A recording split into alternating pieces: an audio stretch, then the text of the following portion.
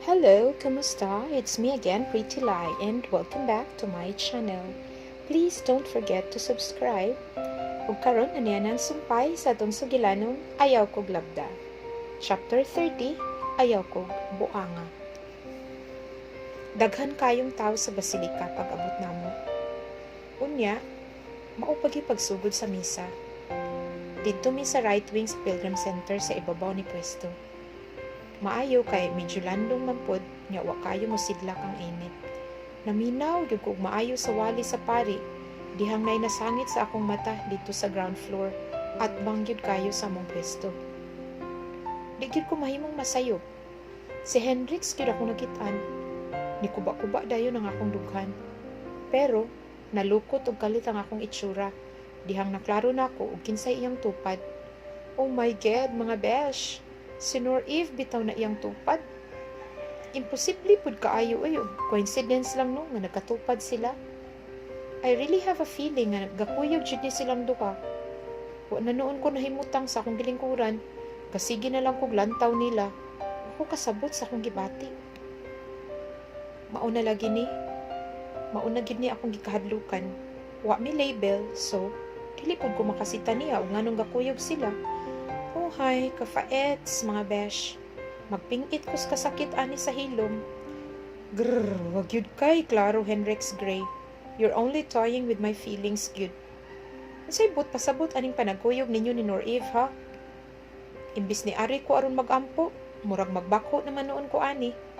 Ay, kasakit naman lang yun mga besh. Murag gihansakan og kutsilyo akong heart. Pero, wa ko'y katungod masuko niya. Kay why kami. Wa na lang ko magsaba ni kuya nga nakit-an ako si Hendrix na naikuyog nga babay. Kay mangutana niya og kinsa. Sukit-sukito na noon ko ug wa ko'y ikatubag. Gahuod jud akong dughan sa akong nakita. Labi na dihang nag-peace be with you. Wow, ni beso-beso bitaw na si Eve ni Hendrix. Unya si Hendrix pud kay ni amin sa tupad nga babay ni Eve ug sa babay sa iyang kilid. Karon na ako na-notice nga kuyog da ito nila. Mga early 40s guro to mga bayhana. Elegant and sophisticated kaayo og dating. Their appearance screams wealth. Hala, basin iya tong mama no? Murag yun. Then katong tupad ni Eve, kay basin mama pud to niya. So kung mauna, close sila ug suod pud ilang ginikanan. Agoy, nagyud ko'y baot ani, faets. After sa misa, kay nanagkot ming kuya. Ug pastilang, di malasa, kay dito at bang sa mong gidagkutan, kay nanagkot pud silang Hendrix. Agoy, di nagyud masabot ang akong gibati. I hope dili ko niya makit-an, ug dili pud siya makit-an ni kuya. Gaduko-duko na lang yun ko samtang nangamuyo. Pero, igo jud pagyanghag nako kay mulakaw na mi, mausay pagtan-aw ni Hendrix sa among nahimutangan ug nagkasugat jud ang among pananaw. Bisika iyang mata ug nilingi sa iyang tupad nga si Eve nga gagunit sa iyang bukton ug nitan-aw siya balik nako. Gi-action niya og tangtang ang kamot ni Eve nga gagunit niya. Pero nilingo-lingo ko ug dayon gigunitan ako si kuya palayo gikan sa dagkutanan. Whether nagtan-aw pa siya nako or nisunod, wa na ko kaybaw. Giingnan man ako si kuya nga ni sakit og kalit akong tiyan maong manguli na mi. Mautong gadali-dali mi og adto sa exit. I just want to get away from them. Murag nagkurog akong kailadman sa akong nasaksihan. Bisan og kapila pa siya moingon nga wa sila'y relasyon, dayak na kaayo ang kamatuoran nga duna gyud. Gakuyog pa gani sila sa mama ni Eve. When I was looking at them ganina, na-feel na ko nga extra ragyod ko og wa ko'y lugar sa ilang kalibutan. Dili mi bagay ni Hendrix. Mauna akong na-realized sa akong nakita ganina. I feel so insignificant. Gibuangan lang gyud si Hendrix nako ay worst pa gyud kay gipasakay niya og apil akong pamilya. Pag-abot sa balay ni diretso ko og sulod sa akong kwarto. Gipasakil nako nga sakit akong tiyan. Wa naman pud nangutana si kuya kay maayo biya kayo kung inartista. I kept myself from crying, pero di jud ako mapugngan. Nitulo jud akong luha on its own. Naglumbaan nay, dagayday bisan og kapila na nako gitrapuhan. Murag yun og fountain nga sige lang og agas. Huot kaayo ang dughan mga besh. Sakita lagi mura ko gidusla kog bangkaw. Wa man untay kami pero sakit jud siya. I feel so betrayed kay niingon na baya siya nga she's not his girlfriend. And in fact, niari pa siya sa balay. Kana bitang gipakita niya nako that his intentions are genuine and sincere. That even if wa siya gisulti, his actions speak for his feelings. Pero, lahi na gyud ang ako nakit-an ganina sa simbahan.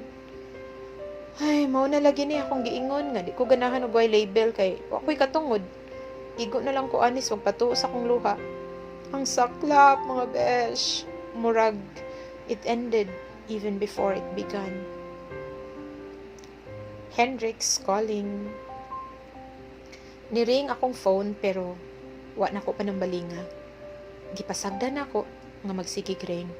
Hinay raman po ang volume, dili madungog sa gawas. O nganong gatawag-tawag ni siya nako? Unsa iya na pong i-twist akong hunahuna. I don't think any explanation will ever change my mind. Naluoy ko sa akong self. Pagkadali basad na akong ma-fall Naunta, si Khalil man akong ultimate crush. How come nga sa mubong panahon, nibalhin akong pagbati nga niya ug mas nilabaw pa. I don't know kanusa nagsugod, how or why, wala pud ko kabalo. I just woke up one day and realized that I'm so into him na. Hasta kapila siya nag-miss call. Wag yun ako tubaga. Kapoy na upaminaw sa iyang mga rason. Ilaro na pud ko niya, klaro kaayo. I guess I have to move on, bisan pa ugay kami. Eventually, gipulan na pud siya og tinawag, nakasabot nga di ko mutubag. Ug aron di na siya magsamok, akong gi-off akong phone. I think things over. Kanang gi-process ug gi-digest jud nako ba ang mga nahitabo lately.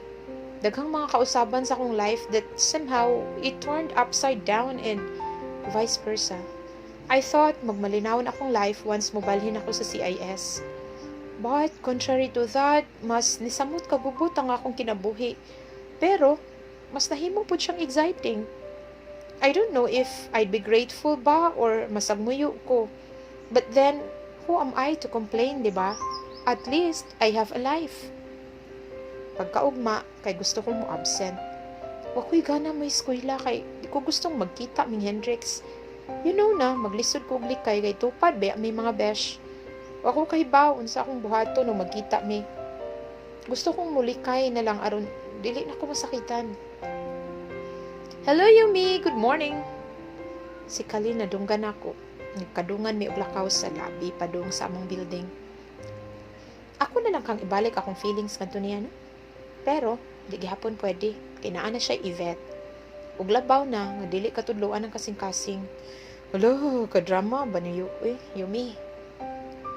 Gusto na. Hi, Khalil. Morning. Kumusta ang newest celebrity sa CIS? Hello, ay. Celebrity naman naman. Bitaw, you were an instant celebrity during the acquaintance party. Daghan kay nibilip ni mo. Ayaw ko gati ka, Khalil, kay sayo pa kaayo. Tinuod, manggod na. Oy, dalang atik. Your powerful performance made many jaws dropped. Really? Mauwam sa taan na, You should be proud, Yumi. Salamat. Ihatod na tika sa inyong classroom. Ayaw na, malangan ra ka. It's okay, sayo pamansad. So wala na lang kumupalag nga iya kong ihatod kay just in case pod ug nasa labi si Hendrix or makita na ko along the way, nakoy kuyog. Ay, I dread this day kay magkita na pod me and I don't know how to act or what to say. Bahala na sa Batman ay. Khalil, the forever gentleman, carries my things. Gadala gud kong mga libro kay basta weekend pandalhon man ako sa amo or maka-advance reading pod ko. There is something about Khalil that is so calming. Pero beyond that, wala na ko'y kilig nga gibati. I only see him as a friend. Pag-agi na mo sa labi kay nagyud si Hendrix. I don't know if natanaw ba siya nako kay wa ko mo tanaw niya. Nagpa-ASF ko nga engrossed kaayo ko sa convo na mo ni Khalil. Ambot ngano nga murag di ko kaharong niya nga siya man unta ang sadaan. Murag ako nalay nauwaw para niya. Didiretso ko og sulod sa room kay murag na feel nako that Hendrix is boring a hole in my back with his stares. Makapaso iyang tinanawan, bisan pa man ugwa ko mulingi niya. Grabe ka compelling iyang presence eh. But I will not give in. Di jud ko mulingi, sorry siya. Ayaw kog buang nga Hendrix Gray. Igo na tong kausa. I am not dumb nga di makasabot. Why kita? So, dili na ko mulaong pa. Paasa ra gid kay ka eh. How stupid of me nga nagpadala ko sa imong mga sweet gestures. Nahagba man akong defenses. Ako ning tukuron og balik. And this time, it's far better and stronger. Good luck na lang nimo.